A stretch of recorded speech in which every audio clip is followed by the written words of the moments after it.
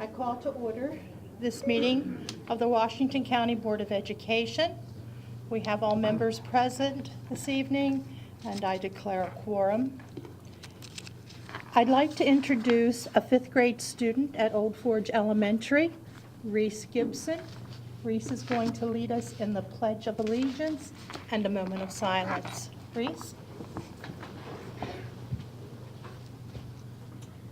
I pledge allegiance to the flag of the United States of America and to the republic for which it stands, one nation, under God, indivisible, with liberty and justice for all.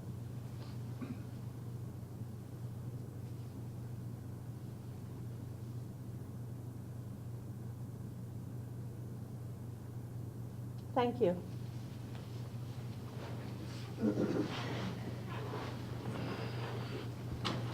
Reese, it's nice to have you here with us this evening. I understand in talking with you before the meeting that you have some interesting interests, some aspirations. Would you like to share those with us? Yeah, when I grow up, I either want to be a singer or an actress. Well, I look forward to seeing you on the big screen or on Broadway. How are things at Old Forge, Reese? They're really fun. When I go to school, we do these fun activities in math. Sometimes we play games in there. Today we played Jeopardy. That was fun. Ah, and do you do that to help you learn a subject, playing Jeopardy? It's math Jeopardy, and if we get the question wrong, we have to do negative that point. So, Oh. and our team got a negative today. I was like, dang it. Well, that'll happen from time to time. Yeah. Reese, I forgot to ask if you have some folks with you that you would like to introduce this evening. Oh yeah, I have my brother Hunter over there, Hello, Hunter. Welcome. And anyone else? and this is Pete, my principal. And your principal, Mrs. Peak. Thank you for being here, Mrs. Peak. Reese, is there something you would like to ask the board members? How long did it take you guys to become board members? Good question. Mr. Radner, would you like to start down there and answer Reese? How long did it take? Let's see, I would have been how many years old? 57 years, I think, before I became a now. 50-some years before I became a board member. But it's an elected office just like any other one. You know, you put your name and apply to be a candidate for the board, you campaign, tell the public what you think about education and what your hopes and aspirations for our students. And if they think that you can do the job, then they'll elect you. So I've been on the board probably longer than you've been on the earth. How old are you now? I'm 11. Yes, unfortunately, that's true. So, yeah, I've been on the board now for almost 14 years. So it's like I said, it's just an elected office like a lot of other things. I wouldn't tell you this is something you want to do, but I'd go for Broadway if I were you. You've got the great personality for an actress. Thank you. Any of my other colleagues? Mrs. Fisher, did you? Do you have any pets or particular hobbies that you like to do when you're not in school? When I'm at school, I usually play with my two pets. They're both cats, and they're both girls, and one's Nala and the other one's DC. I also like to draw and sing. Well, the singing part makes sense since you said you want to sing or be an actress, so Yeah, good luck to you. thank you. Anyone else have a question for Reese? And she told me that she performed a solo just recently, right? And that went really well. Yeah, at All County Chorus. Well, Reese, it's been a pleasure having you here this evening. We thank you so much for coming, and good luck to you in your studies. And again, I hope to see you in a movie on Broadway. Thank All you. right, thank you.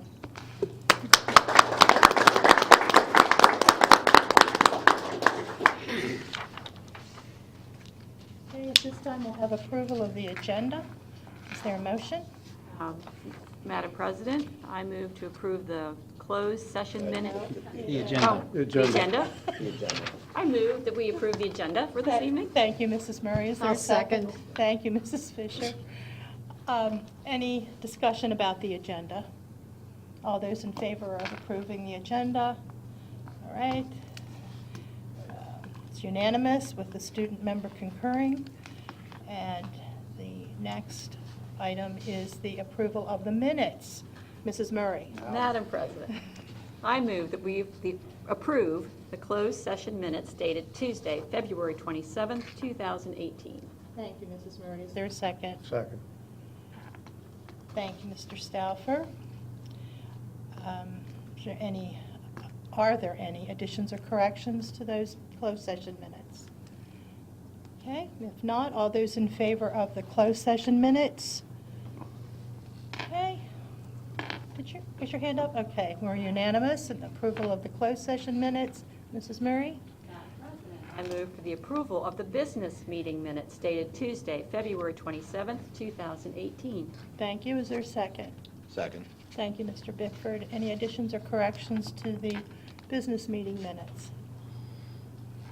Okay, all those in favor? All right, it's 5 yeas and 2 abstentions. 2 abstentions, Mr. Stauffer and Mr. Gessford. Great, thank you. We'll move on to public comment. I'd like to read from Board Policy KD, which speaks to our procedures at business meetings with regard to public comment. Each person wishing to address the Board of Education is encouraged, but not required, to sign up prior to the meeting and may address any topic concerning Washington County Public Schools except personnel or student matters which clearly identify an individual or individuals. Each speaker may speak for up to 5 minutes. So Mr. Bickford will be our timekeeper. He has 2 signs. One is a yield sign that he'll show when your time is 30 seconds before the end of your time. And the stop sign then indicates that your 5 minutes is up, and we would ask that you come to a quick conclusion so that the next speaker may come forward. So at this time, we have one individual who is signed up in advance, and that's Mr. Sam Tolbert. So Mr. Tolbert, would you like to come forth?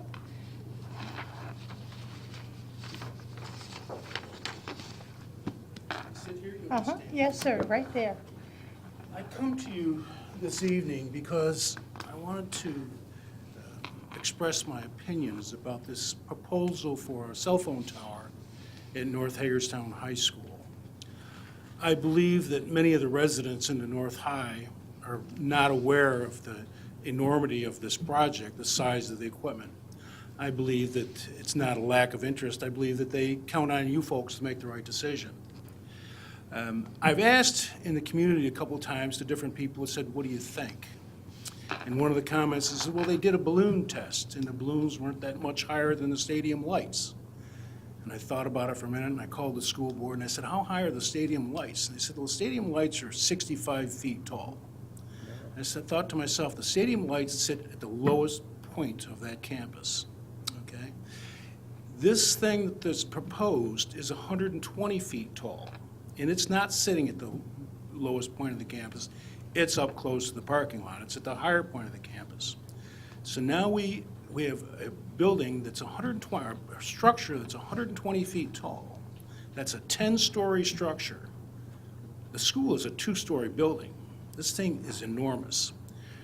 The trees and adjacent to the tennis courts up there are 50 to 60 feet tall. This thing is going to be twice the height of the trees. It's a big piece of equipment. It's not like the little cell phone towers that we see here and there. I believe that the North High campus is one of the most beautiful campuses of any high school in the state. And this thing sits right in front of the stadium. And I disagree that that's a good location for it. I looked at the finances of it, and I saw somewhere where they thought the number was $40,000 a year. I also saw somewhere online that another school was offered $60,000 a year. And it seems like a lot of money. But if you think about it, we have, what, 20,000 students in Washington County? And if we get $40,000 from Chantel Telephone, we can improve each child's education to the tune of $2 a year. In perspective, based on the $5,000 or $6,000 a year that it costs to educate a child, I don't think $2 a year is justifiable, a good enough reason to destroy that property. Remember now, North High Campus is completely surrounded by residents, okay? It doesn't back up to any woods. I mean, on both sides of the track, there's neighborhoods. So it's going to be the predominant feature in that neighborhood.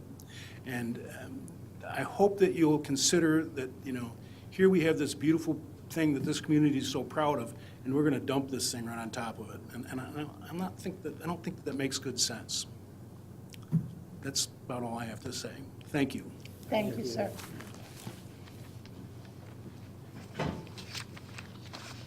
We have no other individuals signed up for comment, but at this time, if there's anyone in the audience who would like to come forward, now would be the time. Yes, sir. Could we have your name, please? My name is Stephen Schutte. Thank you. Mr. Schutte, could you tell us your address, please, just so we have My address it? is 304B North Colonial Drive, Hagerstown, Maryland. Thank you, sir. See? Absolutely. Thank you. I, too, will be speaking about the tower at North Hagerstown High School. I have a prepared statement, but I would also like to state that I do work for the Sprint Chantel store. I manage the store on Morgans Avenue. But I have roots within this community in this area. I went to North Hagerstown High School, graduated in '04, went to Northern Middle School, went to Fountaindale Elementary School. For those of you that have heard of me or know of our services, we are deeply ingrained within this community when it comes to philanthropic work, volunteerism, and in reality, raising the bar and what we consider a level of service, both cell phone-wise and philanthropic-wise in this area.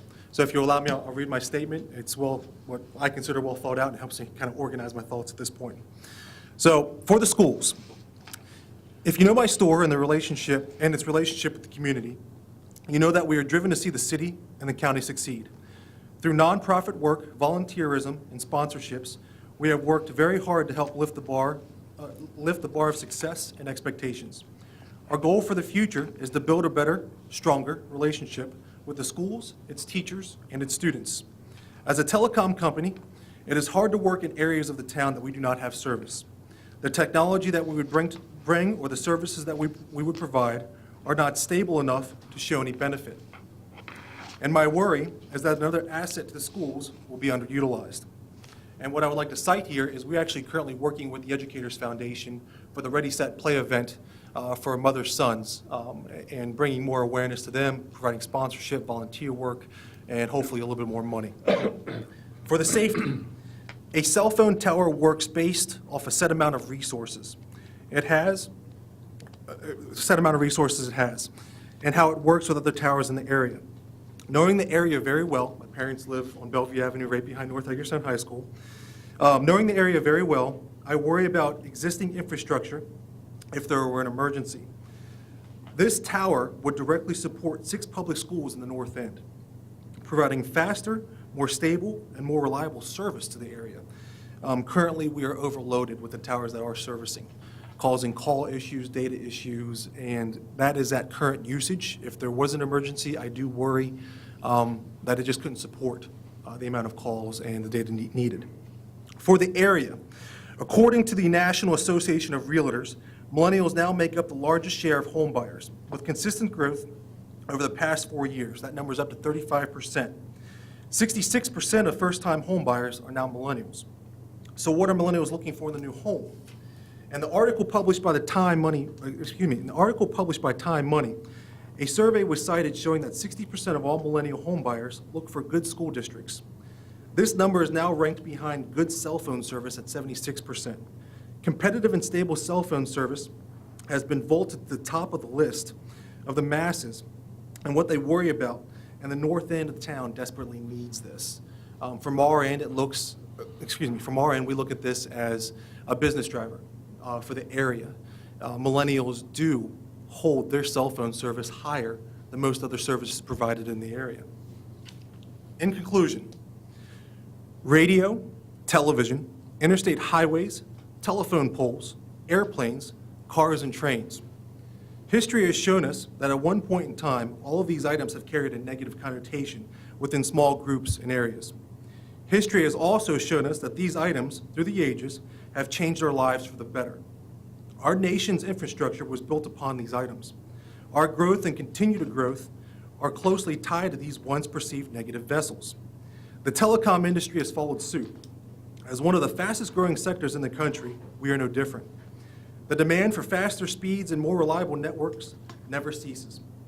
As the devices get better and better, and with 95% of all Americans using a mobile device, it is even more important that the networks that support them keep up. It is vital that an open mind be kept when adding new infrastructure to the community. Our goal is to not only grow our company, but the community it serves. Much to my chagrin, this tower would not only support Sprint service, the other carriers would be supported as well, creating a more competitive atmosphere. Our goal here is to support the school systems, to provide more support to the Educators Foundation, and hopefully, following suit, other providers will help as well. Thank you very much for your time. Thank you, sir. Do we have anyone else? Yes, sir. Can we have your name and address, please? Justin Jones, 13918 North Meadow Road, Hagerstown, Maryland. Thank you, Mr. Jones. Thank you. So first and foremost, thank you for giving me the chance to speak. I too would like to speak on the cell phone tower as far as the North High proposed location goes. I too am a member of Shentel, but first and foremost, I've been born and bred in Hagerstown. I as well is a graduate from North Hagerstown High School, 2004, same class as Stephen. And really what I would like to bring to the attention of the board today is I have a sixth grader who is attending Western Heights, who we plan on attending North Hagerstown High School here shortly in just a few years. And from a parental aspect, kids today are becoming more and more dependent on technology, but they are becoming more and more independent from their parents at the same time. So it's been a very weird push-pull. My daughter is constantly on her phones, constantly on her electronics, and even in the school system now, that is the preferred method of homework and schoolwork is being done through iPads and through Google presentations such as Google Slides. When I attended school just 13 years ago, it was poster board, paper, and going to the library to research and print things off. Now you want to research something, you pull it up in your iPad, you research it, you have it right there, and you throw it into a presentation in class.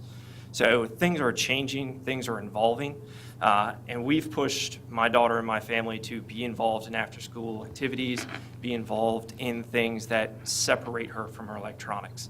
As a parent, the communication and the service in the North End would be a concern of mine as she grows older. I know when I attended school, you have after-school functions, you have to be able to reach your parents when calling home, being able to find out when they can get picked up, things of that nature. I know in my senior year, it was driving to and from school. You finally were able to get off the bus, make that personal journey, have that independence of, I get to go to school on my time, or walking to school. From my area, it's a little long, but sometimes you just want that time to yourself. And being able to communicate now versus where we used to be able to is more important now than ever in our climate that we have today. When I attended school, it was a flip phone. That was the new it thing, and people were worried about minutes. I know the first cell phone bill I racked up was hundreds of dollars because I was using minutes like crazy and didn't think of it in terms of aspect of my parents' bill. In today's climate, it's data and it's connectivity and it's instant gratification, being able to do the work or reach the people that you need instantly. This is something that if it were just a standard cell phone tower, I would probably have my reservations against. But with being able to tie in the school, be able to tie in the stadium with just the expansion that you see there. From the time I went there was no stadium. It was fields in the back, and that was it. You drive by it now, it's a completely different look. I agree with the gentleman who spoke earlier. It is one of the nicest campuses that you'll find probably in the state of Maryland, especially with the addition of the stadium in the back. And there were reservations about that when that was being put in. So as a concerned parent and member of the community, this is something that I feel would be beneficial, not just to the community, but as technology continues to evolve. If our students are using iPads now, I mean, what's going to be there in 5 to 10 years? Now it's all mobile connectivity. If they can get service right there on their iPad with no internet, then you're good. You don't lose a day's worth of schooling or anything like that. You still have that internet connectivity there instead of having to send them to pen and paper, which for my daughter would probably be more confusing than anything else because everything's done on technology. So I appreciate the opportunity for being able to speak to you and share my opinion. Thank you, Mr. Thank you. Jones. Thank you. Do we have anyone else that would like to speak? Okay. At this time, we have board member response to public comment. Colleagues, do you have any comment? Anything you've heard? Okay, thank you. We'll move on to the next item of business, which is the superintendent's report. Dr. Michael? Thank you, Ms. Williams. Board members, tonight is my honor to present Margie Kelman, who's with us tonight as a guest. Invite Margie to come up here to the table in case she wants to say a few words. I see her principal, Rodney Gabin, with her, supervisor, Cody Pine. Margie and I go way back for a few years, all the way back to our days at Tech High together. She has photo to prove it, and I've asked her to keep that concealed. Margie's been nominated or named Skills USA Region 1 Advisor for the state of Maryland. She'll go on to compete for the national level. She's been doing this work for 25 years as an advisor there at Tech High, but particularly for 13 years as the lead advisor. You may recognize Ms. Kelman as also a Teacher of the Year, I think 2011, one of our Teachers of the Year. So just somebody we're very, very proud of. I think her service with Washington County is going to come to an end here soon, and we'll miss her very much. But tonight we just wanted to honor her for her recognition, and I'd like the board members to present a plaque with me to Margie in just a second. Award of Excellence, Marjorie Kelman, Washington County Technical High School. Congratulations on being named the Skills USA Region 1 Advisor of the Year, March 6, 2018, and noted by superintendent and board members. And if you'd join me, we would congratulate Margie. Thank you.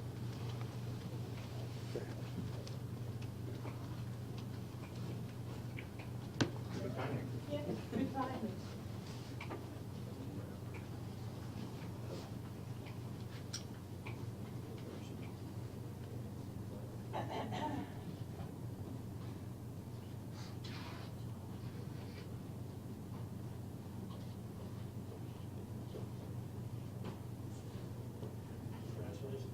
Thank you.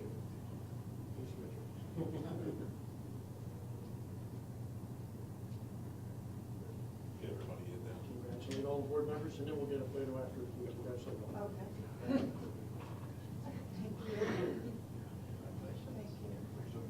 Thank you. I'm always warm. Thank you. Thank you. Oh, your hands are cold. Thank you. Thank you very much. Thank you, because I've been here a while. Oh.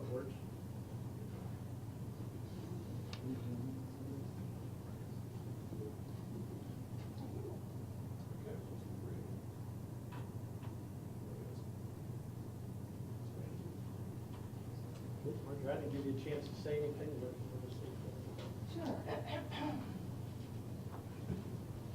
I've been doing this quite a while. I've been involved here in Washington County with student organizations, career tech student organizations for the whole 28 years that I've been working here. First with HOSA, Health Occupation Students of America, and I was also the state officer advisor for several years for HOSA. And then I've been a member of Skills USA the whole time, but because I was doing HOSA at Tech High, we were our own little group. But HOSA disbanded in the state of Maryland, and I've fell under the Skills USA umbrella. For those of you that don't know, Skills USA is a career tech student organization. It's also an organization for professionals in the trades areas as well as any of the STEM areas. And they have leadership academies and competitions, which is what, for the most part, our kids are involved with. They really like to get into the competition part. So we're right now signing up. I'm registering kids for the state competitions. And you've seen us from the newspapers every year, write a thing of who won what and where. And we held regionals at our school this year in February. And our state competitions are always in the Baltimore area. So I've been very happy to be part of the student organizations as far as career tech, because I see the integration of professionalism in the skills that they learn. They are very much into the soft skills as well. We can teach kids to do a lot of things on the job, but you can't teach them to be young professionals. That kind of grows. And that's part of Skills USA's background. It joins professionals as well as students in job roles. So it's kind of a neat organization. At first, I used to say that this is like a cult.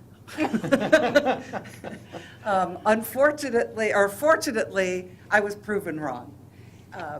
I have taken kids to national conferences all over the United States, and I have seen kids who have never traveled out of Hancock or whatever, and ask me if artichoke hearts bleed. It's fantastic to see minds open like that, and that's why I continue doing it.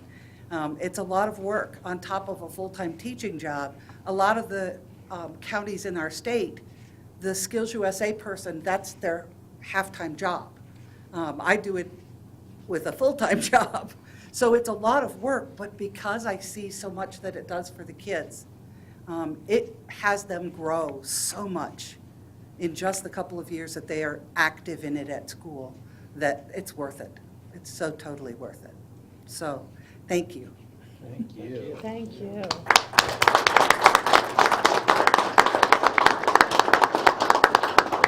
Does your One more colleagues want to thing. speak? Uh-oh. I can't shut up, you know that. Basically, I wouldn't be where I am if I hadn't had the support of my former principals, my current principals, my former supervisors, and my current supervisor. None of us would be here. And as former assistant principal, way back in the day, he used to teach parliamentary procedure to my students. That was a long time ago. I have pictures with the gavel. Anyway, but I wouldn't have had that ability to be so supportive. I wouldn't have been able to go that extra mile if I hadn't been supported. So you have to thank them too. Thank you. Thank you. Congratulations again. Thank you. Okay, at this time, we have no old business, so we'll move on to new business. The first item on our agenda is the consent agenda. Mr. Bakewell, Supervisor of Purchasing, good evening. Good evening, President Williams, board members, Dr. Michael. Tonight I have 6 items for your review. These items were reviewed by our Purchasing Review Committee, and they are being recommended for approval. I do want to note one correction. Items number 4 and 5, the recurring monthly charge should be $9,571, not $9,751. And staff is available if you have any questions. Thank you. Is there a motion? Madam President, I move to approve the awards, renewals, and procurements for Fountaindale Elementary HVAC replacement to Harbell, Inc. at a total cost of $2,745,000. Electrical switchgear replacement at Fountaindale Elementary School to S&S Electric Incorporated at a total cost of $107,400. Emergency power improvements at Pleasant Valley Elementary School to S&S Electric, Inc. at a total cost of $154,000. Sharpsburg Elementary School Fiber Project to Antietam Broadband at a total cost of $162,650. Cascade Elementary School Fiber Project to Antietam Broadband at a total cost of $298,731. And network switches to Skyline Technology at a total cost of $179,048. Thank you, Mr. Bickford. Is there a second? Second. Thank you, Mr. Stauffer. Any discussion or questions for Mr. Bakewell about tonight's consent agenda? No? Then we'll move to the vote. All those in favor of approving tonight's consent agenda as presented? Okay. We're unanimous, 7-0. Student member concurs. Thank you, Mr. Bakewell. Thank you.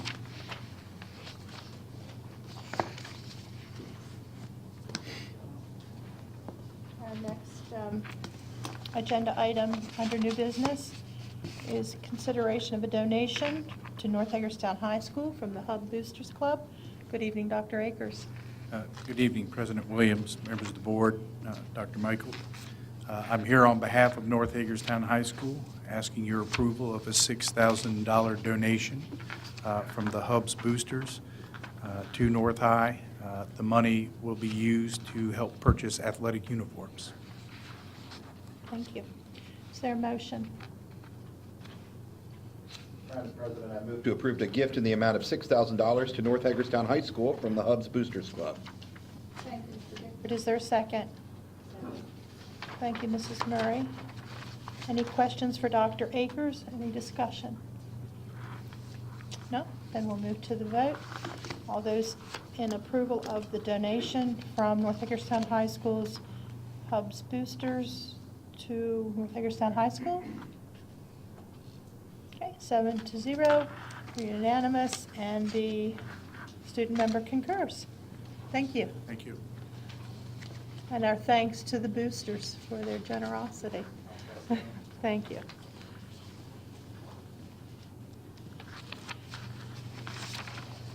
All right. We'll move on to the FY 2018 second quarter budget adjustments with Mr. Brandenburg presenting. Good evening. Good evening, President Williams, board members, and Dr. Michael. As you know, on a quarterly basis, we bring requests for budget transfers across state-defined categories. These transfers result from our analysis, updated estimates, and various director requests. The Finance Committee reviewed these requests at its meeting on Friday, March 2nd. This time, we've changed the format to show all the expense reductions or additional revenue first, and then reflect the categories where increased expenses are needed. We hope this format is helpful to you. The adjustments this quarter reflect additional revenues, realized savings in some areas due to staff vacancies and turnover credit and other things, and realize needs that we have in other areas. The net effect of these transfers on fund balance is 0, and nothing's been added to the fund balance in either the first or the second quarter of this year. Upon your approval, we'll present these category transfers to the county commissioners. At this time, I'll be happy to answer any questions about the board's finances and budget adjustments that are on the document before you. Thank you, Mr. Brandenburg. Is there a motion? Madam President, I move to approve the proposed FY 2018 second quarter budget adjustments. Thank you, Mr. Bickford. Is there a second? Second. Thank you, Mr. Guessford. Questions, discussion?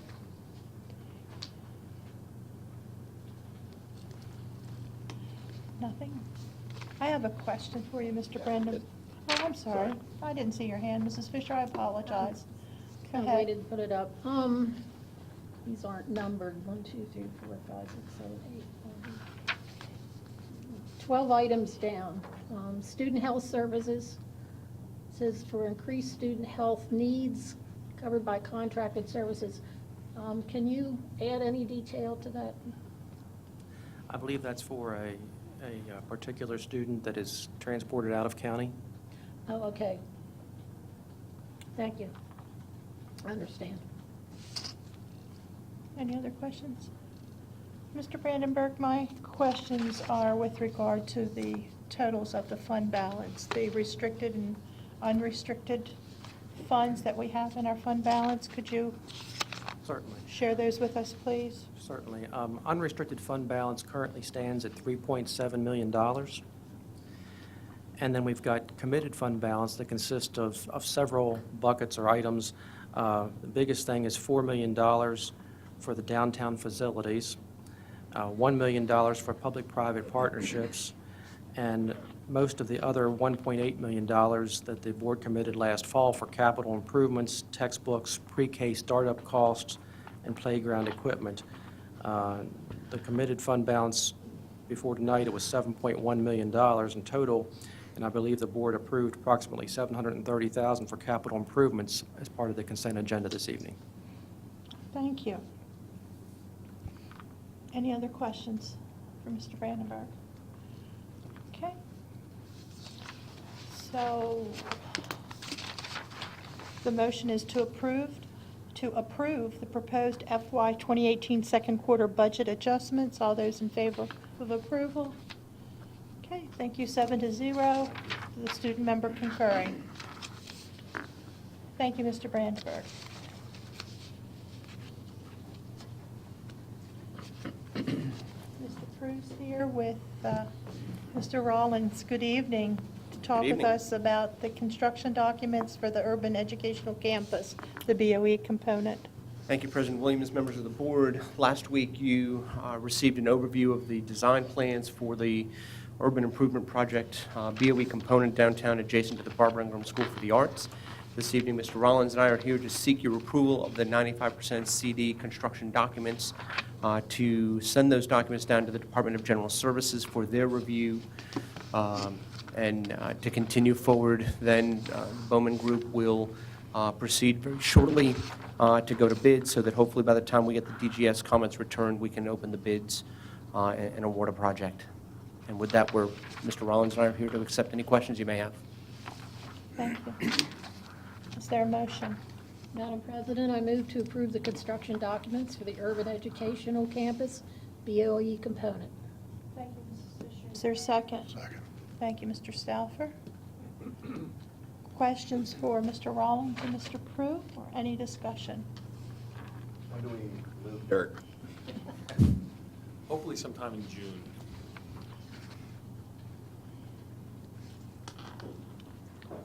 I think Mr. Just out of curiosity, if that is the case and we're moving dirt, which would obviously be the demolition first, what's the timetable, do you think, for completion?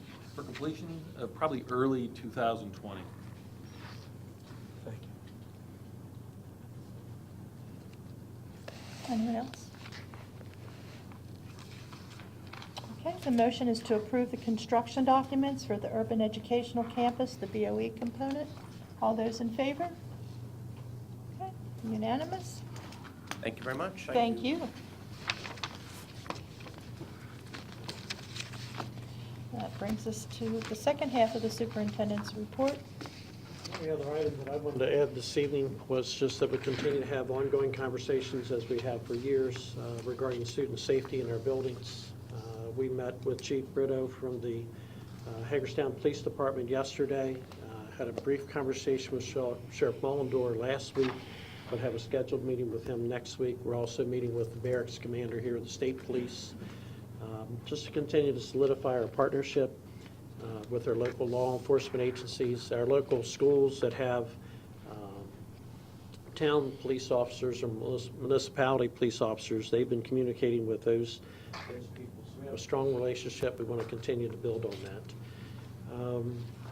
We're looking at opportunities to possibly accelerate our vestibule projects. We have about 15 schools yet that we see that as a vital safety measure to have security vestibules in those schools, and we're looking at options that we might be able to accelerate that. We're hoping by the end of next summer that we'll be able to provide a security vestibule in every one of our schools here in the school system as a means of enhancing our school safety. Also, we're looking at some additional cameras and other items that might be useful as well. And finally, this evening, Mr. Diablo shared with me a letter from the student government he shared on behalf of the student government, where students would like to meet from the leadership, the student government, to talk about student safety And I look forward to our meeting with them and seeking student ideas of how we can help improve safety and concerns that students might have. So with that, that concludes my report. Thank you. Thank you, Dr. Michael. We'll move on to personnel action. Dr. Pugh. Good evening, President Williams, members of the board. I'm here to seek your approval of the personnel actions discussed earlier today. Thank you. Is there a motion? Madam President, move for the approval of staff changes dated March 6, 2018. Thank you, Mr. Ridenour. Is there a second? Second. Thank you, Mr. Stauffer. Any questions from Dr. Pugh? Okay, we'll move on to the vote. The vote's on approval of personnel action. All those in favor? Okay, we're unanimous, 7-0. Thank you, Dr. Pugh. We'll move on to reports to the board. First report is Mr. Trotta, our Chief Legal Counsel, Mrs. Ardith Cade, who is the Legislative Representative for Washington County Public Schools.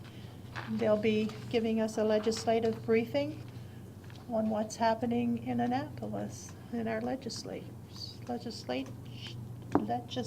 session. Getting tongue-tied.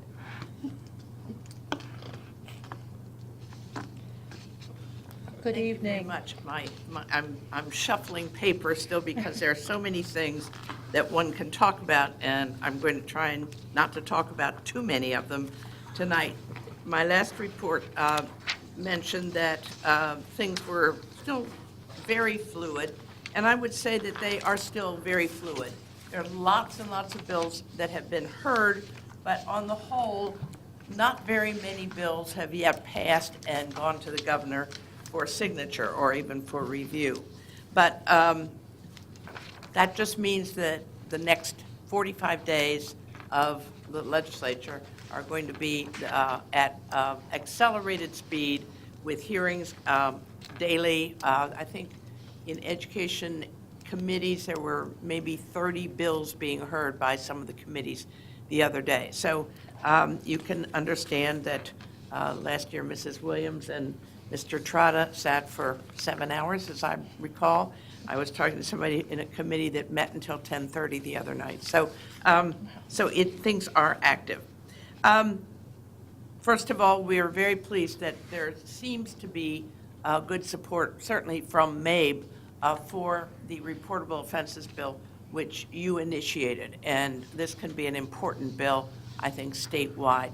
The hearings are coming up on that, and Mr. Trott, I believe, is finishing testimony, and some of you will be down for those hearings. We aren't sure what Juvenile Services is going to say about the proposal. Then we don't really expect them to be wildly enthusiastic. I guess that's a nice way of saying it.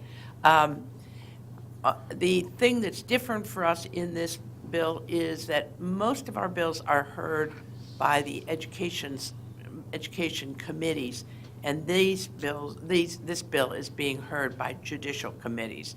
So these are people that don't know us, educators, nearly as well, and that we don't know them nearly as well. So we have a lot more work to do in terms of meeting with them individually and talking them through the rationale for this bill.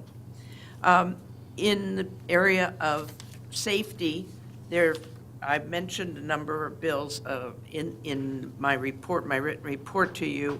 One, of course, that suggests that people in schools carry handguns, and another one suggesting that people lose their driver's license if they are on a school property with firearms. So you're getting the full spectrum of reaction to that.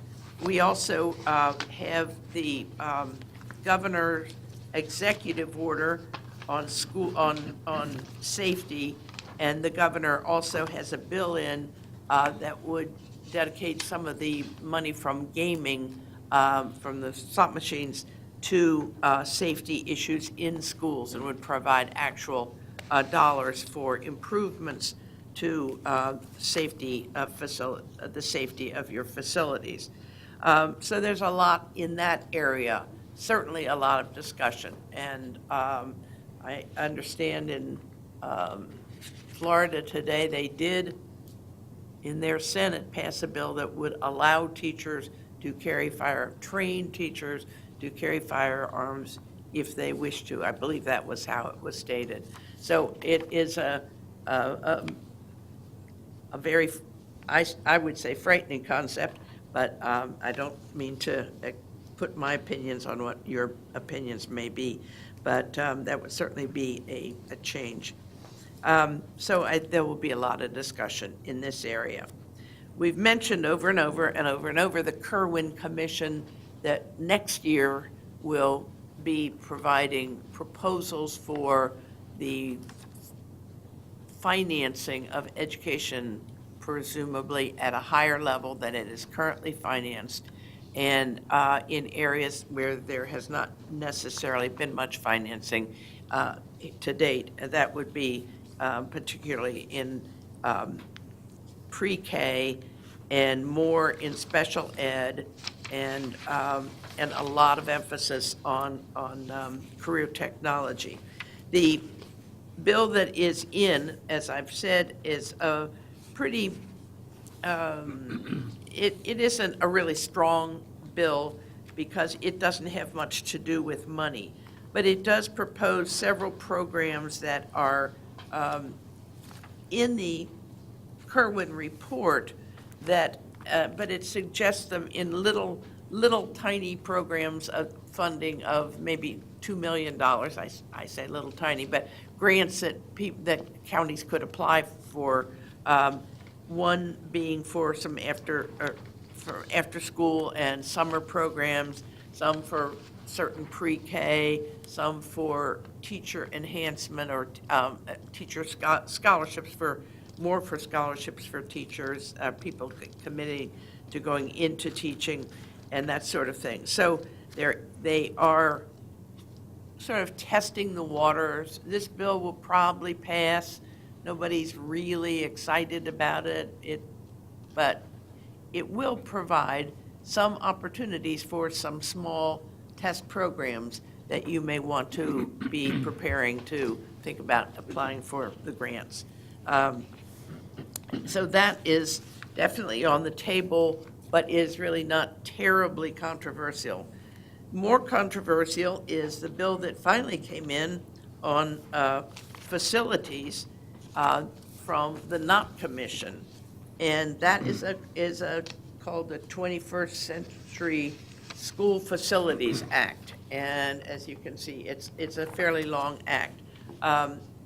I think that there have been a number of comments developed by some of your staff as they've looked at preliminary drafts of that bill and of the concepts in that report. And each county is looking at it, and there are a number of things in the bill that are not in the Knott report. And people are saying, well, where did those come from? How did those get into the report and into the legislation? And it appears that even Mr. Knott, who chaired the commission, is trying to get some of the elements out of the bill that aren't reflective of the report that they so diligently worked on. And there are odd things in there, like if you're doing in innovative financing, you'd have to have some kind of a funding organization, not the county, not you, and it sets up a revenue authority. I mean, it doesn't set it up. It said you'd have to have one, and that creates some interesting new demands or issues, and people are wondering why that's in there. Do you want to talk any more about the Knott right now? Yeah, we examined the current legislation, and we do have some concerns, one of which is that when you look at counties that have less of a financial ability to meet their capital needs for their school buildings, that the bill doesn't seem to be favorable to those counties that are in that position. The other is it just seems to be setting up another bureaucracy and levels of that are really, I think, going to affect efficiency in general. And so that's the concerns that we have identified thus far with the bill. We are anticipating some amendments to the bill, and the Maryland Association of Boards of Education, they're certainly following this very closely, as they are the Kerwin proposals that are being submitted. So this is all being carefully monitored, and we do provide them with comments on concerns that we do have.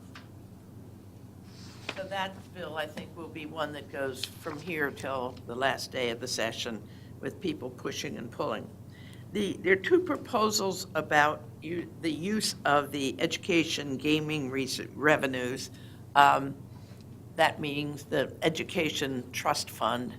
It's the money from the slot machines, the percentage of the revenue that is dedicated to the education trust fund. Well, people, when they were looking at whether or not to vote for slot machines and gaming establishments, were led to believe that this education trust fund would be additional money for education, where in fact, as I've described it, instead of it being additional money for education outside of the main bubble of revenue that the state has, it's been a bubble inside the state revenues, and it just really gets spread in. It is part of the money that the state is using for education, but it hasn't been anything that has assuredly been used for enhancement of education. So the governor has a bill in that would change that, and more importantly, there is a bill that would establish a constitutional statement that would have to be voted on statewide that would say that this money could not be used for, what the state formulas say as the basic obligations that they have for education funding, and it would have to be used for various enhancements. Some of those would still be in things like pre-K and in CTE probably, but that they are not the obligated funds that the state is already mandated to provide. I would guess that this thing for a constitutional change will be approved by the legislature, and that might be on the ballot coming up. It, of course, then reduces the big fat revenue that's already available for education. That portion, it reduces general state revenues down by that same amount. So it's a sort of a give and a take. It's kind of interesting, and it's something. It's interesting because both the governor and some of the Democratic leaders are in favor of this approach. So yeah, I think it has some likelihood of moving. Yes. Just to be clear, because I've been, I've been confused by that. So it's not going to be an additional, I think the estimates are like 550 million. It's actually going to be carved out of the existing educational money and then put in the lockbox, and then as it grows, if gaming money grows, that would grow separate of the formula. Did I hear you say it's going to come out of the current net pot of money for education right now? No, it would be, it would take that 500 million that's now going in to the education trust fund, which is going into the overall pot of money, and it would take it out of that pot of money and say it has to sit over here, and it has to be used to, I'll just read this quickly, ensure access to public education that allows children in the state to compete in the global economy, provide funding for high-quality early childhood education, provide opportunities for public school in career technology, allow students to obtain college credit and degrees while in high school, support and advancement and professionalization of educators in public schools. And the supplemental funding shall be in addition to the state funding provided for pre-K through grades 12, the whole spectrum, in public schools in fiscal year 2020 and beginning in 2021, and for each fiscal year thereafter, the governor shall identify in the annual budget as introduced how the revenue required under this section is being used to supplement, not supplant, spending on public education for kindergarten, pre-K through grade 12. That list of uses all sound like things that are already part of the main budget, but it would be used to expand in new ways. I have tons of bills I could talk about, but I'm not going to. But there is a bill in that that would require that the state come up with model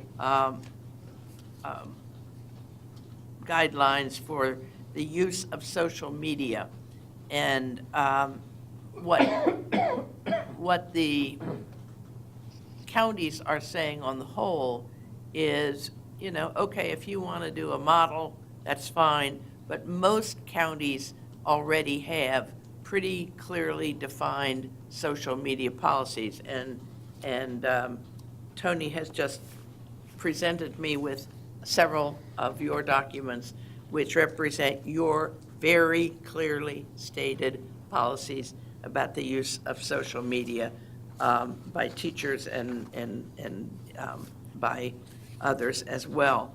And so MABE will not be supporting that bill. It doesn't, our lack of support for most of these bills doesn't mean we think they're bad things. It means that we don't want somebody telling us how to do it, or we're already doing it, or it is creating a new mandate. So although MABE opposes probably 3 bills or 4 bills for every one they support, it's really to keep bad things from happening, from mandates to be being put on you, from expenses to be putting on you, or to take away your authority. Those are the things that a lot of legislators, they have a constituent come, constituents concerned about X, Y, or Z.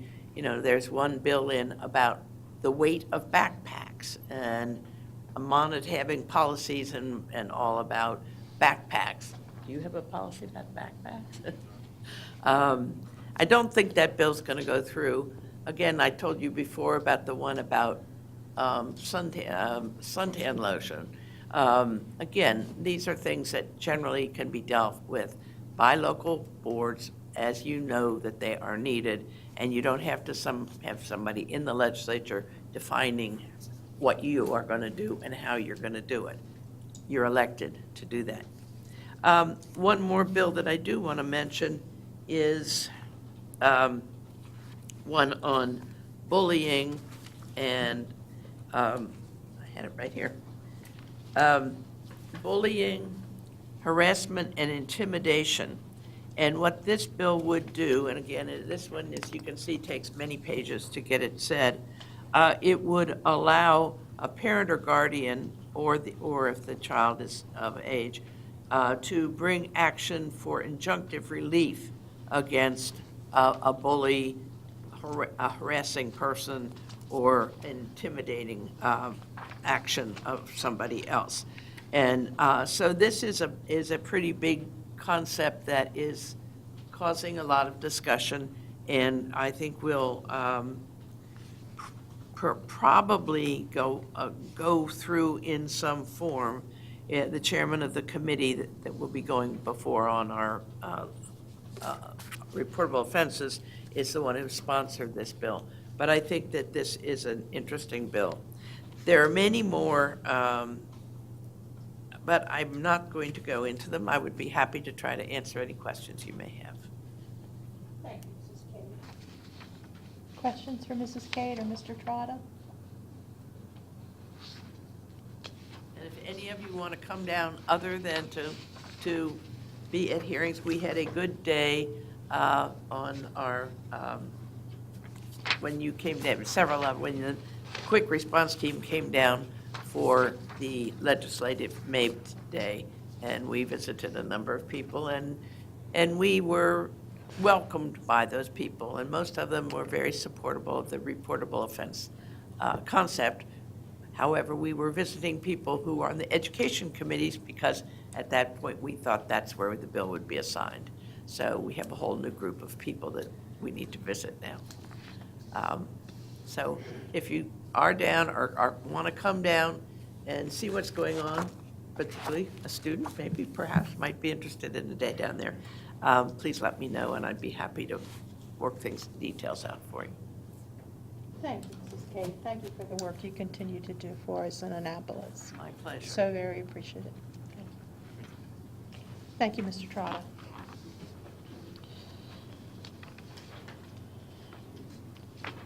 Our next report is from Mr. Leonard Forkas, President, and Mr. Matthew Penning, Development Associate for Milestone Communications.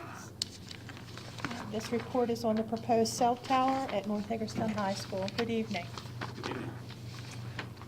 Thank you, Madam Chair, members of the board, Superintendent Michael. My name is Len Forkas. I'm the president and founder of Milestone Communications. And joining me tonight is Matthew Penning, who's the project manager for the North Hagerstown Tower. And we also have support from the audience from members of Chantel. We have Yusuf Muhammad, who's an ARP engineer, and also Lynn Corner, who's the site acquisition manager, who have both been very active with this project. My goal tonight is to share with you the background behind the proposed tower at the high school. And I'd like to do so by sharing with you just a little bit of information about our company, information about why we selected this location for the tower, and also to communicate the transparent process that we went through to engage both the city staff as well as your staff and the community to make sure that everyone was familiar with what was proposed and to explain that. So to get started, so in a nutshell, I started this business 17 years ago. We exclusively partner with municipalities, schools, and public utilities. We have over 55 partnerships in 6 states. We've built over 100 towers, half of them on school sites, many of them proximate to high school athletic fields.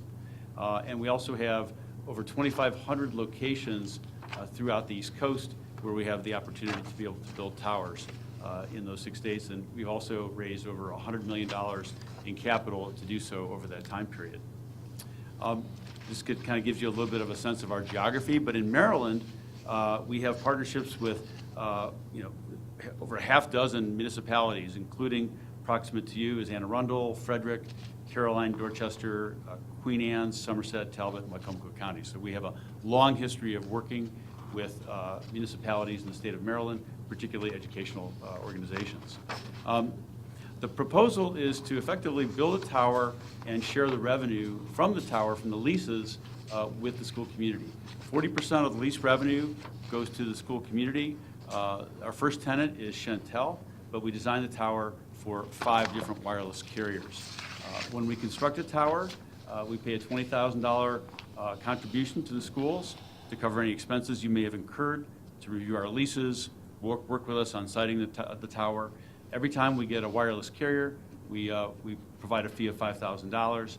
And then our goal is to lease the tower. In my 17 years of doing this, on average, we get 3 carriers per tower. Our first tenant is Chantel, but we've also had interest from other wireless carriers. We think this tower will lease up very quickly because of its proximity to the community, the desperate need for better wireless connectivity. But over 10 years, we anticipate that this tower will generate approximately $400,000 of total income. But once the tower goes up, our leases last for 25 years, and there's very little turnover on these leases. So it's a very consistent payment that's going to be made if the tower is approved and constructed.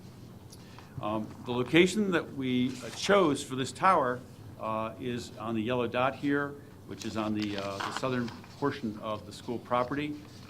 It's located in an area that is open. It's proximate to the entrance to the athletic fields.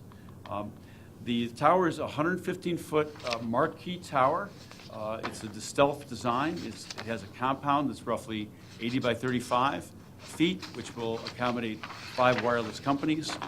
Each wireless carrier requires a space of around 20 feet by 12 feet. We'll be building a landscape buffer around the site. Chantel is our first tenant, but like I said, we have room for 5 wireless carriers on the tower. So why this location?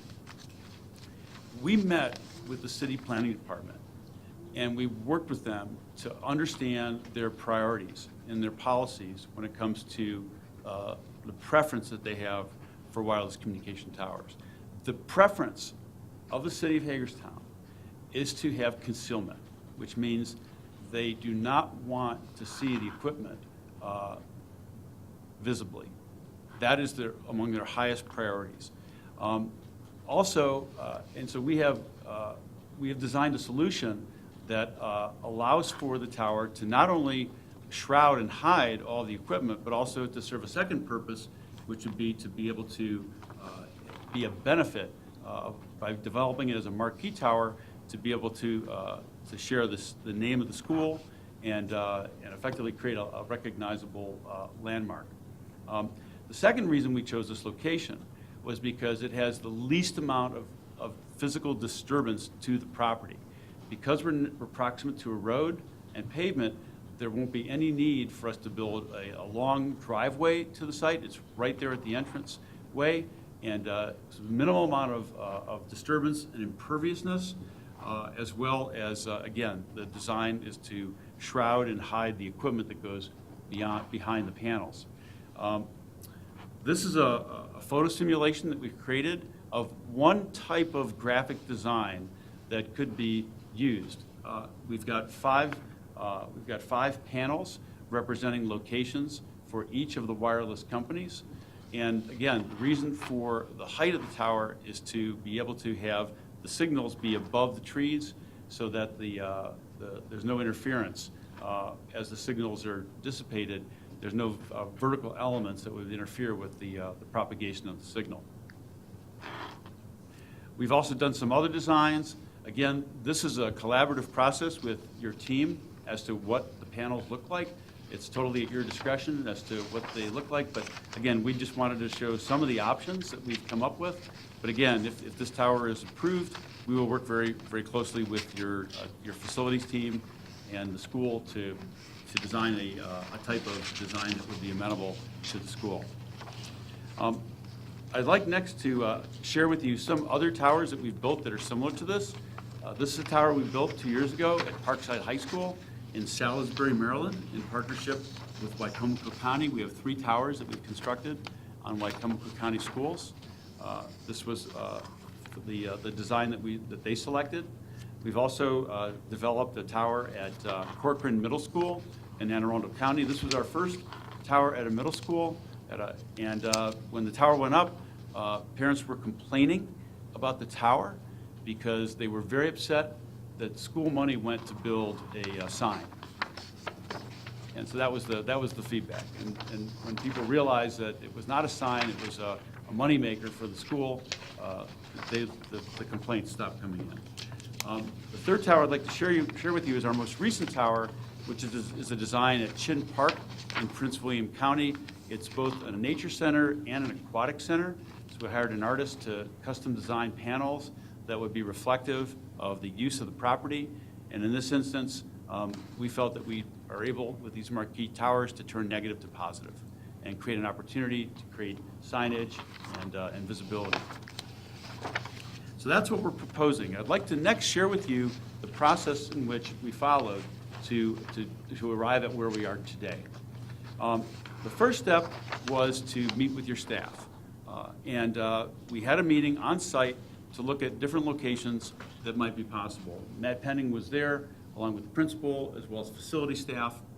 And that's where we arrived at the location that we selected. We also sat down with the planning staff on January 8th to meet with them to get their guidance, again, interpreting the policies that the city has with respect to where they prefer and what type of structures they prefer. We came back to the staff with plans to request their consent to move forward to the next step, which would be to apply for a BZA approval for the waiver of the height for the sign. Right now, signs are limited in height, so the process that we would go through to obtain the necessary permits would be to ask the BZA to allow for a taller sign.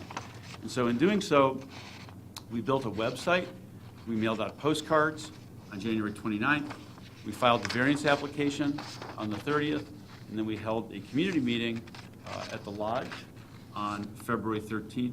And then a week later, there was a publicly advertised meeting with the Board of Zoning Appeals where they made their opined as to their recommendation. One of the things that we believe in is transparency with respect to what we're proposing. And the first thing that we do is we build a website and we announce the location of this website. It was published in the newspaper. And on the website, we have maps, we have information about safety, health safety, as well as photo simulations of what the tower will look like. We flew a balloon and took over a dozen photographs from different vantage points and created photo simulations on the website to show people in the community what it would look like. This is one example of the over a dozen photo simulations that were created. And our purpose is when we have our town hall meeting, we never want someone to come to a town hall meeting to learn for the first time what it is that we're proposing. We build the website, and then we mail out cards to hundreds of people so that they can find out for themselves what is proposed. Matt did a half-mile radius around the site. We identified 955 residential addresses, and we paid for postage on cards that looked like this and mailed those to the 955 members of the community within a half mile of the tower.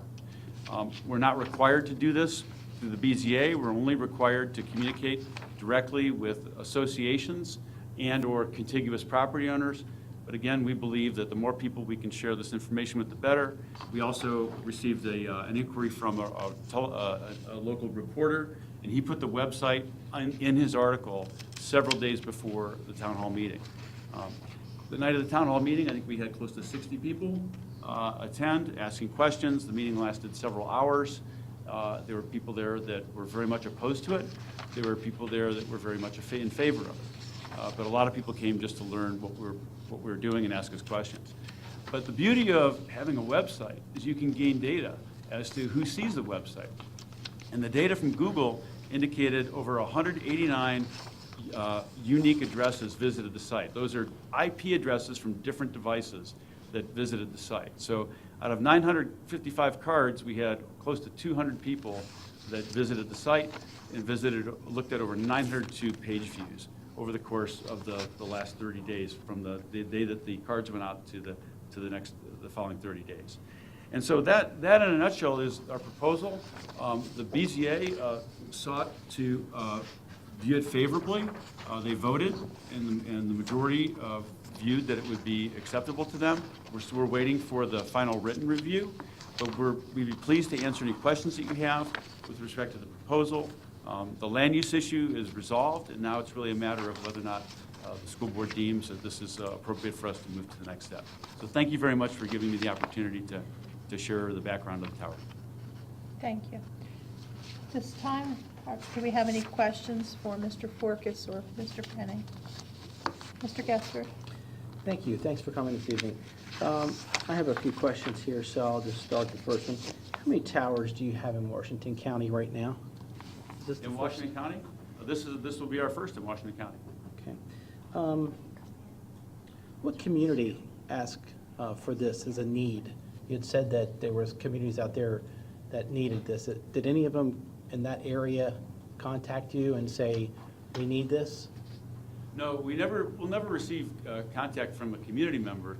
What we receive is contact from the wireless providers who are constantly looking to upgrade, and they really read off of what the community says, because We also, as you heard from the testimony as well, we've got Steve Schutte, who is the person that works in the Chantel office, the retail store.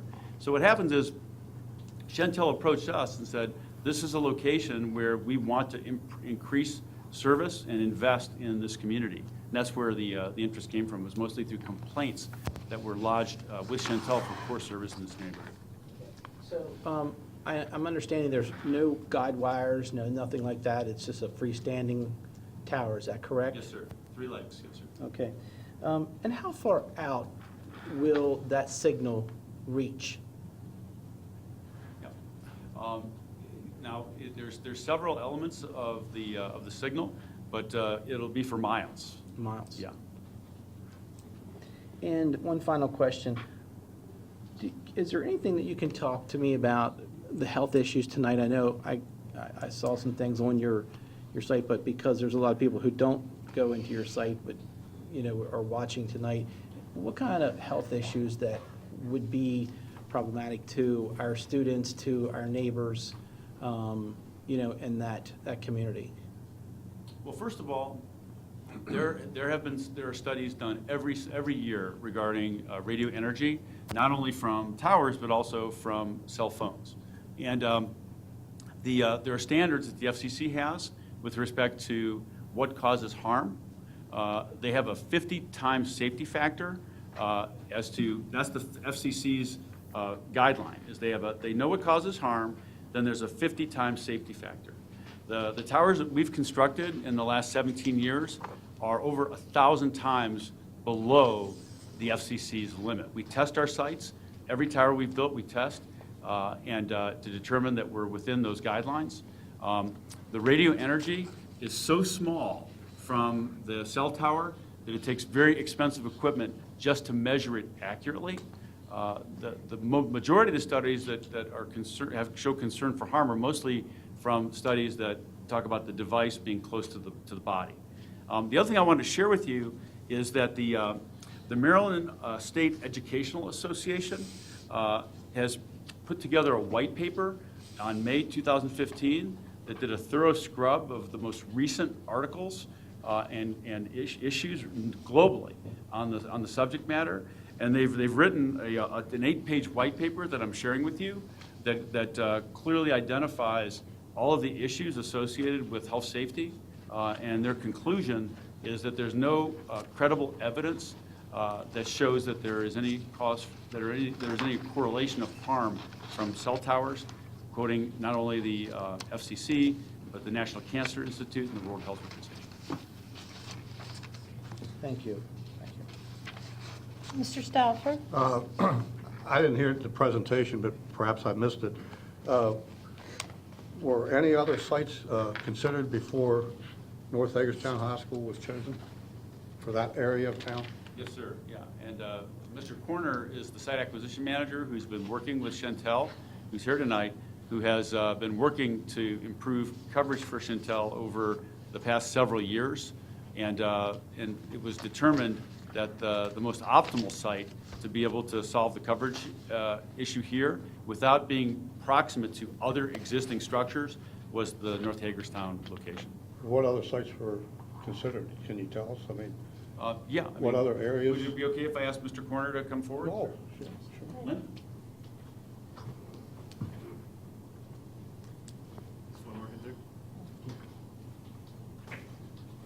Good evening. Good evening. Lynn Kerner. Do you have a slide, Matt, on your presentation?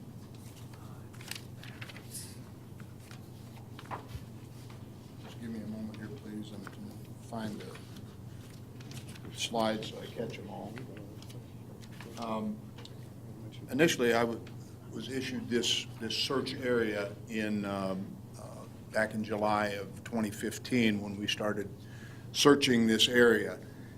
And previously to my searching the area for Chantel, I had done some work for Verizon that was also searching this area because they had a need for service. And we did not, when I was doing it for Verizon, then it became a funding thing, and they moved their funding to more lucrative site, so we call it. Then when Chantel contracted with me in July of 2015 to search the area, I was very familiar with the area and went around looking at it. And it's, because it's very heavily residential, so on and so forth, and we looked initially to co-locate, to put our antennas on something that is existing rather than, building a new structure.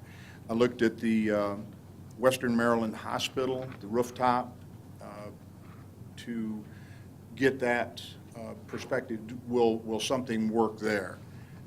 With that, we could not come to agreement. The hospital staff there, the contract made calls and says, no, we don't want anything there.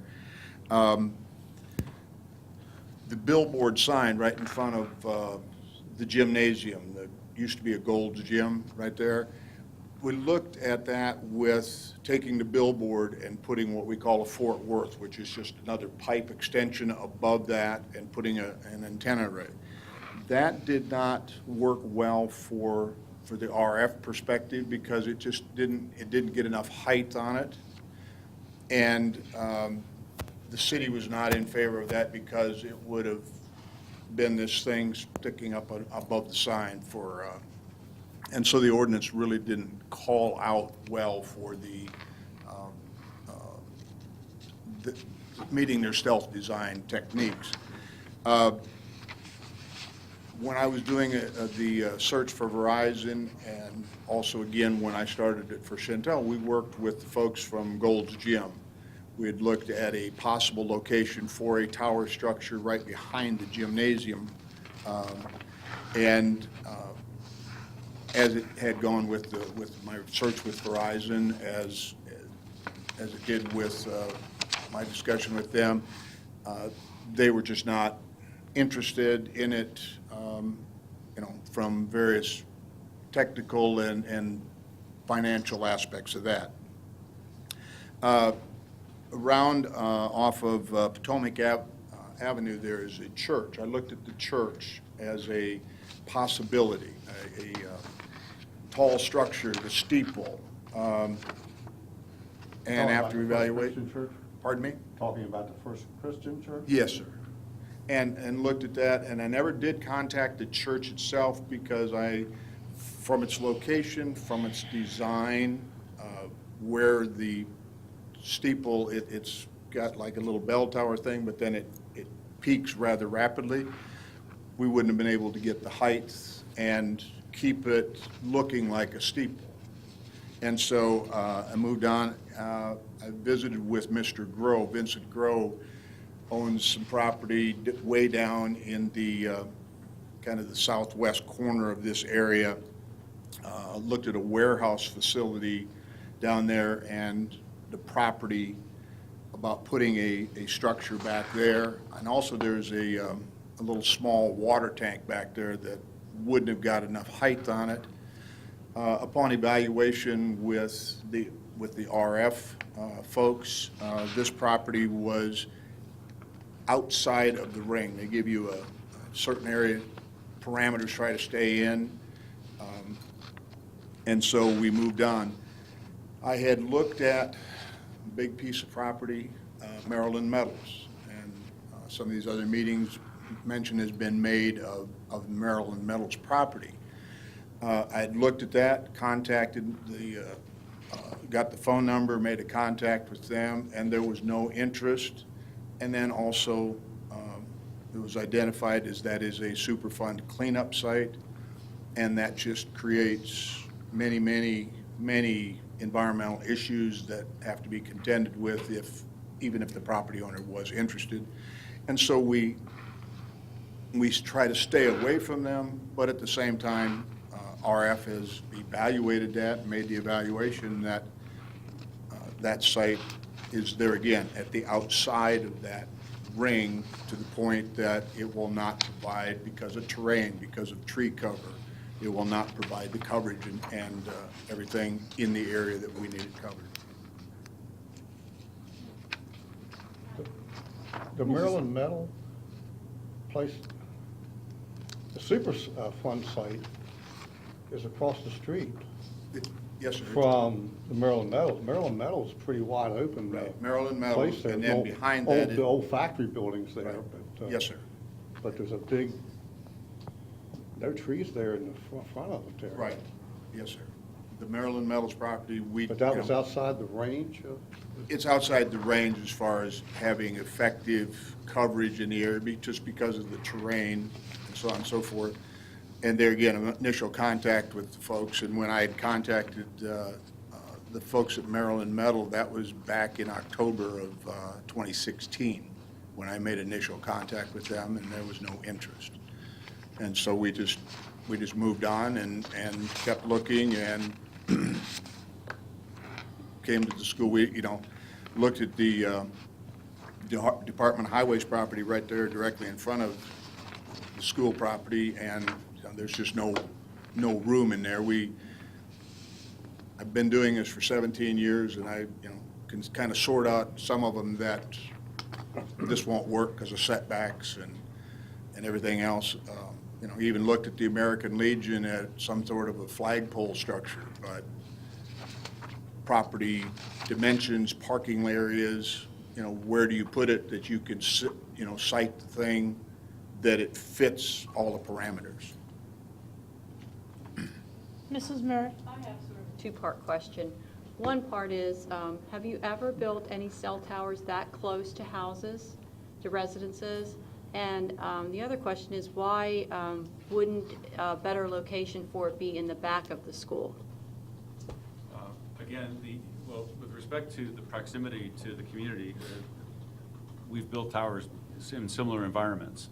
And again, the notion here is that we're trying to turn a negative into a positive by shrouding all the equipment behind the panels, which are RF translucent, and then creating an amenity for the school, which would allow for the tower to serve a dual purpose, which is and we felt that was the best location because it's also on high ground, and it also would reduce the need for additional height. Some of our towers are 140, 150 feet tall, so we could originally Chantel wanted 125 feet at this location. We were able to reduce that to get them to accept 115 feet. But because of the fact that this location is on the highest ground, it reduced the height of the tower and also, again, created an opportunity for it to be what we believe is an amenity. What about building it behind them? Is that? Is that why you didn't look at the site behind the school? Yeah, again, we also walked the site with the facility folks, the athletic director and the principal, and it's a very much of a collaborative process in terms of identifying a location, and that was the location that the facilities folks and the principal felt that would be the least intrusive, and also, again, have the least amount of physical impact on the property for access, utilities, and so forth. Right, and if I can just follow up on that real quick. In terms of our limited disturbance, if you compare the two proposals, at the current location, we'd be looking at about 2,900 square feet. And at another location, like you mentioned, behind the school, in the back of the school, we'd be looking at nearly 9,000 square feet of disturbance. And a lot of that is the access road we would need to drive back to the facility.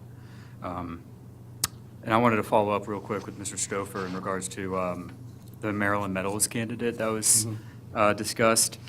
We actually, because of the interest in that project, Chantel ran an analysis on it, the radio frequency engineers, and they put together a little narrative for us. And Lynn has already kind of touched on the major topics, but I'm going to read off of it real quick. This location will put us closer to the existing Chantel sites, which will result in interference, noise issues in existing coverage, resulting in relatively degraded LTE performance, and will be a net negative impact on customers' experience. It will also push Chantel's cell site away from the poor service area that they're trying to address. This will also result in little to no improvement in some critical areas because they will still be under extended LTE coverage. So they're looking to put a site where current sites aren't currently, and a lot of this is to place a site where there's non-overlapping rings of service. So if you can imagine a site with maybe a half-mile ring around it, Chantel already has a couple sort of south of North Hagerstown. And so if we go further south to where Maryland Metals is, it's about a half-mile southwest. Yeah, it's not very far. Not This half site is mile. almost equidistant to other locations. Yeah, it's about which half a we've- mile, maybe. Right, thank you, man. Mrs. Fisher? My major concern that I guess has been brought to us by many people in the area that have sent us letters and emails and so on, and I have not had a chance to read all this thoroughly. I've just skimmed through it. But it includes everything from DNA damage, immune and metabolic disorders, various cancers, autism spectrum. That's just a couple of the things. But I was also skimming through the paperwork you provided us, and I noticed in a couple of places, it says it doesn't rule out radiation causing diseases and so on, but it'll say something like it's extremely unlikely that RV waves from base stations can cause cancer, or there's a lack of evidence relating to long-term health impact and effects on children and evidence, but it's not totally finalized. Another one says it can alter DNA material in humans. Our results show that there was not a significant difference of the M frequency and chromosomal aberrations. So it doesn't say that, no, it absolutely can't cause problems. Some of the things are uncertain. So I need to read this more thoroughly before I make a decision and perhaps do some research on my own. I'm not concerned with any of the other kinds of issues that have been raised. I don't think, for instance, it really affects property values that much, or I think to me it just looks like a sign for the school. I don't see it as being something horrible looking on the school property. But my concern is the possible medical issue. Ms. Fisher, if I can address that. There's no credible evidence that demonstrates a correlation, and there will never be a statement by anyone that says there never will be, or this is 100% safe, because nothing is 100% safe. You're trying to disprove a negative. So I put my faith in organizations like the American Cancer Society, the American Cancer Institute, the FCC, the FDA, the World Health Organization. These are organizations that are studying this issue every day of every month of every year. And they will be studying, they studied this issue 17 years ago when I started my company. They'll be studying this issue for the next 17 years. They will never not study the issue. And the one thing that's consistent with every single study that's ever been published that shows a correlation of health effect is it's not one study has ever been replicated. And that is the foundation for science, is if another scientist can replicate the results. Not one study in 30, 50 years has ever been replicated. And again, that every person has to decide for themselves. But the amount of radio energy that's generated from these towers is equal to radio energy by Wi-Fi routers, baby monitors, cordless phones. And that study from the Maryland Educational Group cites that there's more radio energy coming from FM radio stations than have ever come from a tower. And Fairfax County did a thorough study of the towers that we've built there and come to the same conclusion. Very independent, a school system. We can give you the link. The link is on our webpage on our tower site. So I would encourage you to do the research and make your own decision. There are pages and pages here from the University of California, various institutes and so on. So I will read it before I make my final decision, but I will also consider what you said in your papers. Mr. Idner. I would ask, I think probably the organization that I trusted the most was American Cancer Society. I read their webpage and that Googled it and asked, dangers of cell towers. But I also went to a physicist and asked him about it. And, you know, he said, well, I have a router in my house, and it's in the room next to my daughter's bedroom. He said, it has more radiation than you're going to see in a cell tower. And interestingly, and I don't know the math as well as he knows the math, but he said the highest radiation is at the tower itself, you know, right underneath it or in the infrastructure. But for every 10 feet that you walk away from that, you know, it's not like it's 10 feet less of radiation, or it's not a smaller amount. It exponentially grows. So if you're 10 foot away and it's, you know, 10% less, you go another 10 feet, it's not, you know, another 10 foot less. It's 1,000, like you were 1,000 feet away. And it goes exponentially for every step that you take away from it, which I thought was very interesting. And again, like I said, you know, he was doing the math for me. What you said is absolutely right as far as health concerns. I mean, you look at, if you Google it, you know, there's 20 different studies and none of them have had anything that can prove it, that it's horrible or that it's detrimental to health. You get as much from this as you get from a tower, maybe more, because that's up against your head, heaven knows how long. So the more I read, the less concerned I get. And I know for a fact that that property values they are not impacted by that. And you can get a loan. I had somebody send me a piece of paper that you cannot, or a letter that you can't get an FHA loan if you have a house near a cell tower. Well, that's wrong. You know, as long as it's not in the fall line, you know, you can get that loan. And a lot of people who talk about property values, talk about the tower itself, go into a house and see what you know, what kind of signal you get. That has an impact on value also, maybe even a bigger one, particularly for millennials or people who are, you know, this has become an important aspect of their lives. So what you're saying about, you know, you don't want to overlap, it makes perfect sense to me.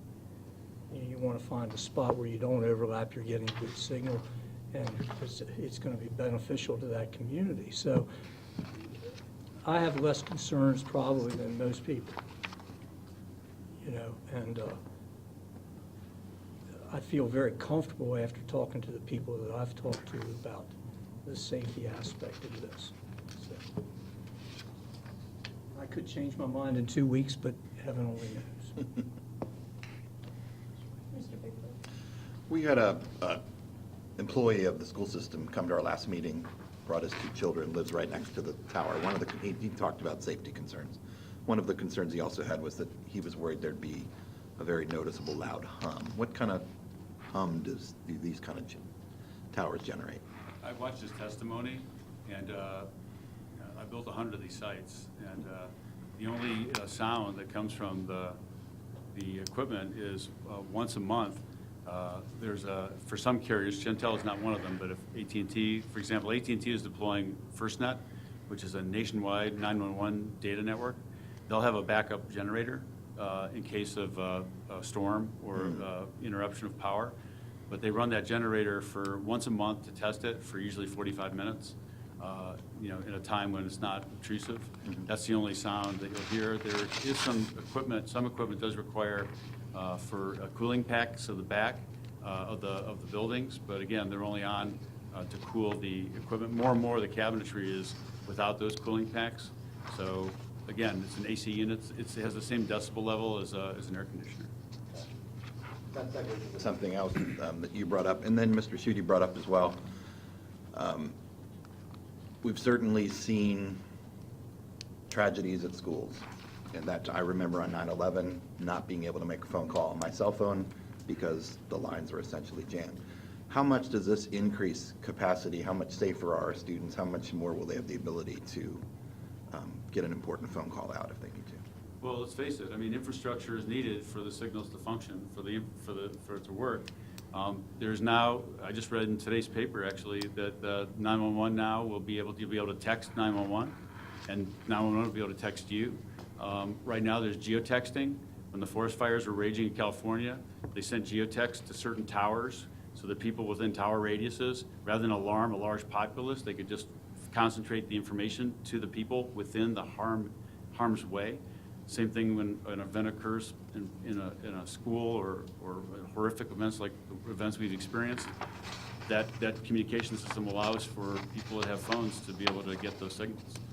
So it's a positive.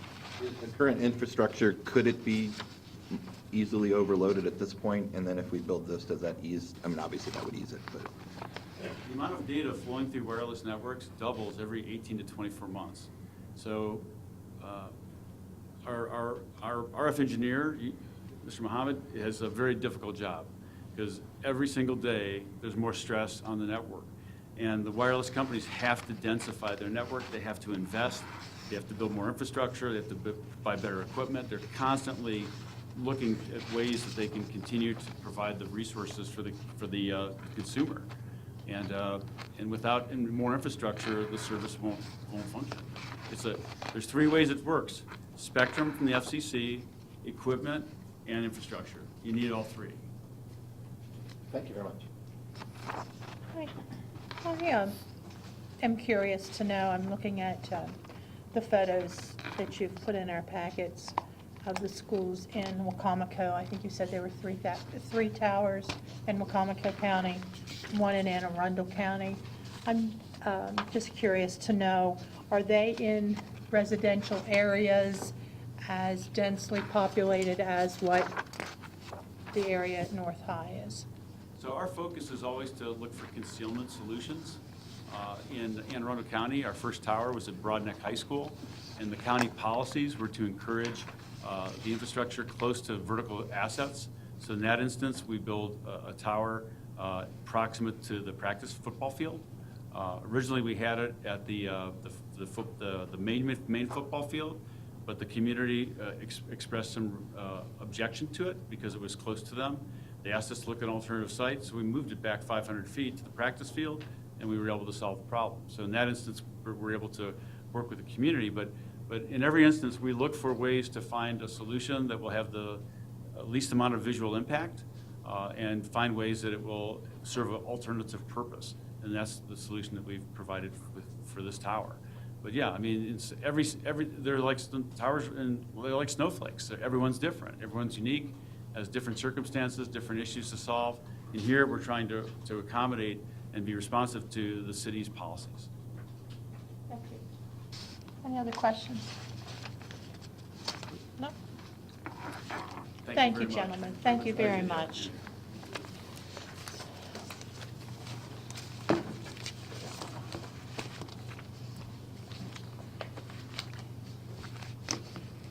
All right, our last agenda item under reports to the board would be our own committee reports. Mr. Diallo, would you like to begin down there? Sure. So tomorrow at Elgin Station at, let me see, tomorrow at Elgin Station at 6 o'clock, we are co-hosting an event with Character Counts that is going to focus on student-to-parent conversations, and that is going to be spearheaded by our president at Smithsburg High School, Lindsay Draheim, and it's going to be one of our first big events of the school year, so we hope to have a turnout of around at least 30-40 people, and we're going to see how that goes.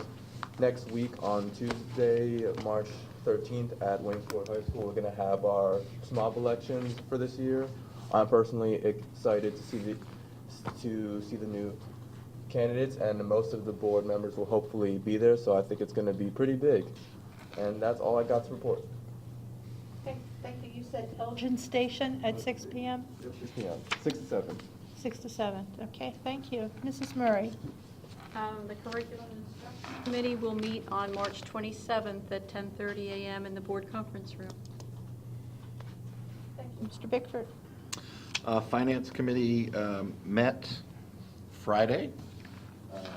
Friday, we discussed the second quarter budget adjustments that were presented to you today. We also had a good presentation about voluntary benefits, things like, what was an example, Ms. President Williams? Aflac? Yeah, well, Aflac is one of them, but, so we had a discussion about that just to get some additional info. And we are meeting again in April. I think we're solidifying a date. Thank you. Mr. Gessler? Yes, thank you. Our Facilities Committee met this morning. We went over our Hagerstown Urban Revitalization Project, downtown component. We also reviewed the Sharpsburg Elementary Replacement Project and security vestibules. We talked about our partnership with Milestone Communications and our public-private partnerships, which we provided information today in closed session. And also, we are exploring a FIAC charge for the committee, and more updates to follow. Thank you. Policy Committee met on February 28th and worked on 3 policies. One was homework, one was teaching about controversial issues, and one was promotion and retention of students. The policy on homework will be coming up for first read on March the 20th. We are still working on the other 2 policies, and our committee will meet on March 27th at 9:15. Thank you, Mrs. Fisher. Mr. Ridenour? The HR Committee has a tentative meeting set for the end of the last Tuesday in February. Or March. Thank you. Okay, under miscellaneous business, as always, we have our future agenda items. You have a list of future agenda items that you were provided within your packet. We have coming up on March 20th, the update on the Claude Kitchens Outdoor School. We have a request of the City of Hagerstown. We have a presentation, I believe someone from the city is coming to talk with us, I believe. And also on the 20th, we have Education Foundation free application for federal student aid. I'm not sure what that is, but it sounds interesting. I guess that's a report under your superintendent's report. The foundation? Mhm. Yes. WCPS Ed Yep. Foundation free application for federal student aid. That's the FAFSA. FAFSA Oh, Friendship. okay, FAFSA that's Friendship. the award, or Another the acronym. contest, The okay. draw. Okay, thank you. If it would have been the acronym, I would have known immediately. I did, all those words made it a little confusing. Coming up on April 3rd, we'll have Mrs. Cade back with us for another legislative briefing. Things are happening quickly in Annapolis, and it's good to stay updated. And on April 3rd, we'll have an update on bullying and harassment. So that's bringing us up to April. So if you have anything that you would like to see on a future agenda, please let me know, Mr. Stauffer know, or Dr. Michael know. We'll see what we can do to get it on the agenda, upcoming agendas. Anything else? Have board member comments? Would you like to start down there? You look Nothing at pensive, this time. Mr. Thank you. Rideour. Are you Nothing at tired or this just time. pensive? Well, I don't know. All right, Mrs. Fisher. Just want to say congratulations to South High Robotics team, who once again won the state competition and will go on to world competition. Great. Mr. Gessler. I have nothing for this evening, thanks. Mr. Stauffer. Mr. Bickford. Congratulations once again to Aaron Brooks on doing very well at the States. And that's all for me. Yep. Mrs. Murray. Mr. Diallo. My friend Aaron Brooks. He's doing a good job out there. All right, thank you. Okay, thank you. Meeting's adjourned.